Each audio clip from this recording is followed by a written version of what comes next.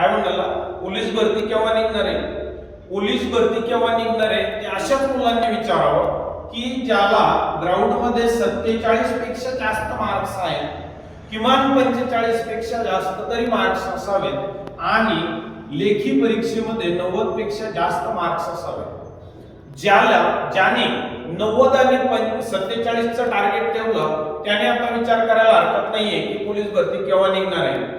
किमान याच्यामध्ये 40 प्लस आणि ते त्या ठिकाणी 90 9 4 13 अशा पद्धतीने 130 तरी तुमचे झाले पाहिजे, तर तुम्ही पोलीस भरतीची अपेक्षा करा. पोलीस भरतीची जाहिरात केव्हा निघणार याची वाट बघा.